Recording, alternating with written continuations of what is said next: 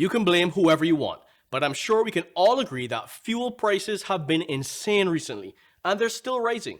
So here are 8 easy things you can do to make sure you get the most bang for your buck. And stick around to the end for a few bonus tips as well.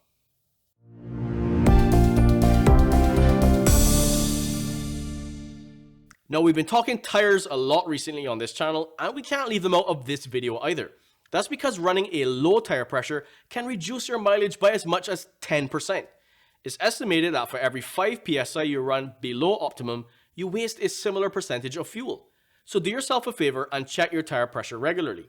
Not only is it easy and free, but it just takes a couple minutes, and you're going to save money on your tires as well, since underinflation is one of the main causes of reduced tire life. Another important step to saving at the pump is to keep your engine healthy, particularly your air filters, your spark plugs, and your airflow sensors.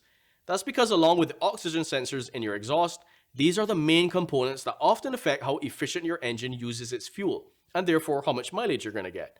If, for example, your air filter is dirty and choked up, your engine can't breathe well, and if your vehicle picks up a fault in any of these sensors or components, it may go into a default rich mode, which is where it burns significantly more fuel than normal to try and prevent any potential engine damage. So stick to your maintenance schedules, and if your engine check light pops up, don't ignore it. Another thing you can do is lose some weight. No, I mean the junk in your vehicle. If you're like me, you can sometimes be guilty of lugging around a lot of unnecessary stuff. Now, while leaving them in might save you a few calories, it's gonna burn more fuel. It's simple physics. For every pound of weight you have to move around, it takes energy, or in this case, fuel. The lighter the vehicle, the more of a difference this is going to make. And for every 100 pounds or so you take out, you're going to save at least 1% of the fuel you use. Now, that might not sound like a lot, but these small amounts can really add up to big numbers. And not only will reduced weight save you in fuel costs, but it's also going to improve your handling, your braking, and your overall performance. So maybe it's time for a clean out. Now, this fourth point might not be a lot of fun, but unfortunately, it is true. Driving too fast or too aggressively does burn a lot more fuel. Smooth accelerating and braking might not be as exciting, but your vehicle and your pocket is going to reward you for your efforts. Keeping the vehicle in a higher gear and a lower RPM is going to give you the best results. That's because most vehicles aren't aerodynamically efficient over around maybe 50 miles an hour or 80 kilometers. Over that, it takes a lot more energy to maintain your speed. The faster you go, the more fuel you need to overcome that air resistance. And just a few miles an hour can make a really big difference. If you're on a nice open road and your vehicle is equipped with cruise control, that can help you maintain a nice steady speed as well. Another common argument you may have heard about when it comes to saving fuel is whether to use your air conditioner or not. And it does depend. At slow speeds or in traffic, you will use a bit more fuel to run your air conditioner. But at higher speeds, if you drive with the windows down, this can create significantly more drag, which, as we just discussed, isn't very aerodynamic and is definitely not what we want for fuel efficiency. So it's going to actually cost you more than having the AC on with the windows up. So depending on your driving conditions and of course your weather, you can decide if it's worth the sacrifice to you or not. But if it's hot outside, that's sort of where I draw the line. Now, circling back to tires, you saw what I did there with the tires and the circles? We talked about drag and resistance as far as air goes, but the same principle applies to our tires. That's because the friction they create on the road surface is one of the biggest forces the vehicle has to overcome to keep moving. And that's why air pressure is so important. But equally important is your wheel alignment. If your tires aren't tracking straight, that means you're increasing the friction on the road and wasting energy needed to turn them. And again, not only is this going to reduce the life of your tires and cause other steering issues, but it will have a major impact on your fuel consumption as well. So if you haven't done it recently, it's probably time to schedule an alignment. Our 7th tip is to turn the car off if you won't be moving for a while. Maybe you're waiting for someone who's going to be ready in 5 minutes. We all know someone. Or there's a traffic jam or accident and you aren't going anywhere for a while. Idling literally gets 0 miles per gallon and is the single highest cause of wasted fuel for passenger vehicles. That's why many modern vehicles now come with auto start-stop technology. If you're not going anywhere for more than 30 seconds or so, then it pays to turn off. But you do need to be cautious where and how you do this, since you want to be safe when turning off your vehicle in case you have to move it quickly, not scrambling when the light turns green, for instance. Now finally, if possible, plan your route and the time of day.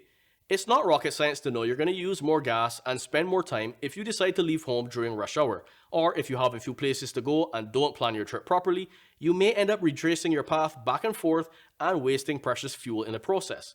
So before you even head out, try to give some thought to your stops. Many navigation apps monitor traffic in real time and will often suggest the shortest route. If possible, plan all of your trips in one drive, since your vehicle is most fuel efficient when it's fully warmed up, and short trips where the vehicle is allowed to cool down and then has to warm all the way back up again are going to consume more fuel than just one long trip.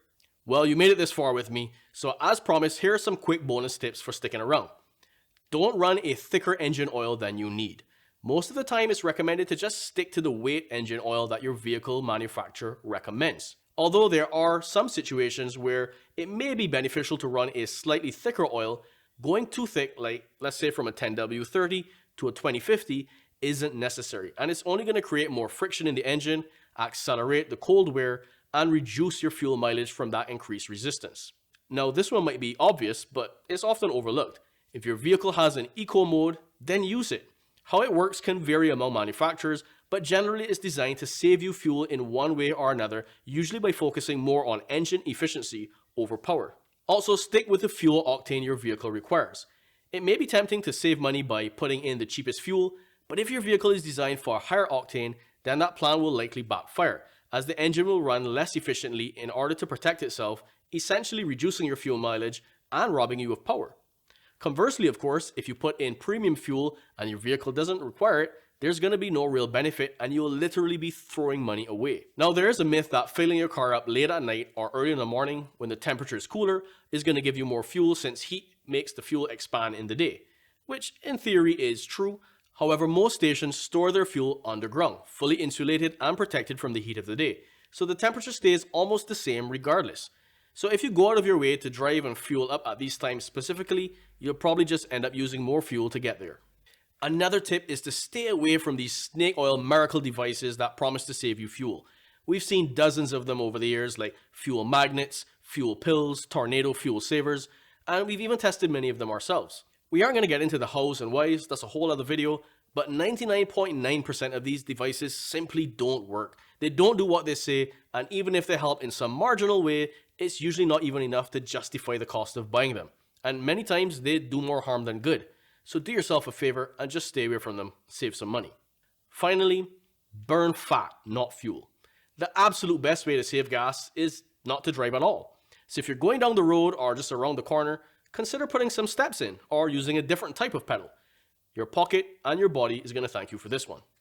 We really hope you enjoyed watching and learned something that can help you save a few dollars. If so, please subscribe and hit the notification bell to keep up with our videos. And as always, drive safe.